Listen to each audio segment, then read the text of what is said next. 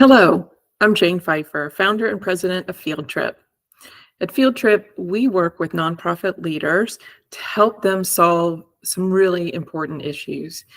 One of them being that they're stuck in where they are today, and they know that what got them to that point really won't take them into the future because the world is changing, people are changing so fast, and it's changing quicker than what nonprofit organizations can move. And sometimes we have to break things down into little bits and pieces to really make a change. When we look at the whole picture, it can be overwhelming. And today, I just want to share a moment of inspiration I had. Driving, had a road trip and queued up my favorite podcast, which is Revisionist History from Malcolm Gladwell.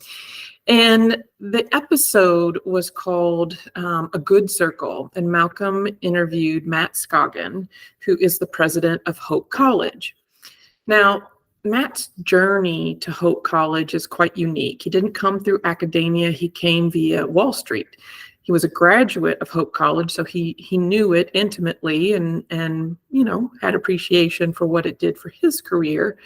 But like many small universities, Hope College meant something to a few people, but it was largely undervalued or forgotten or not even known by most people. It was way under the radar, I think would be a fair statement.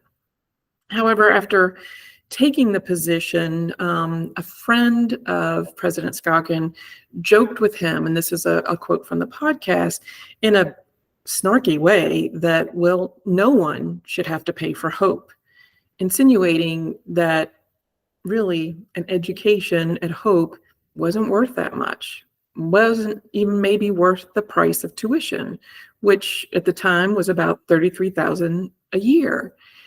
And Matt Scoggins shares how this quote, for most people, would have been an insult, but for him, it was a turning point because with this statement, he started a program called Hope Forward. Now, Hope Forward is a program that ensures every student has access. Many colleges can claim this, but they offer it to all students. What they offer is attendance without tuition.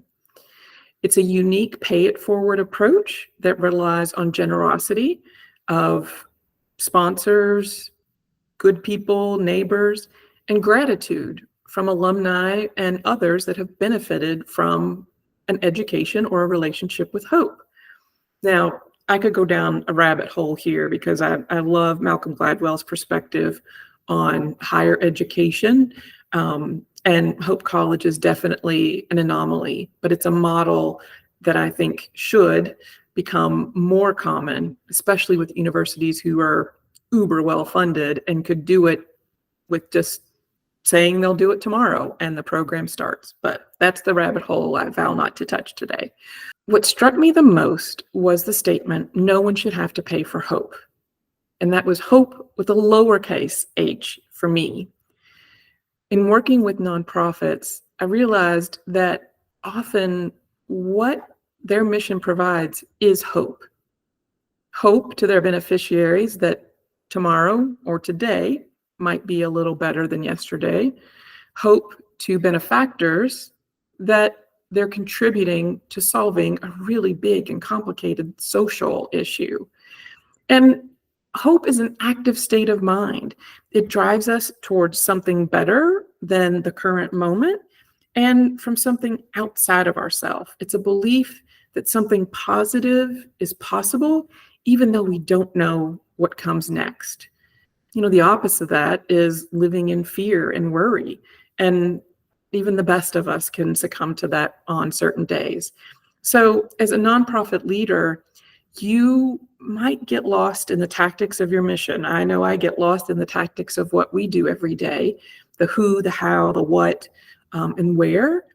And the more we focus on the why, the more likely we are to feel and provide that sense of hope.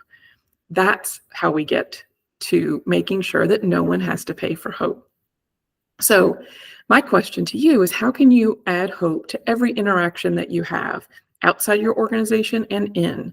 How can you infuse hope into fundraising and development efforts? Would you rather have a donor focused on how their donation, how many meals it buys, or that their financial support is providing a solution and they're hopeful for what that means to their neighbors and their community or this sector as a whole?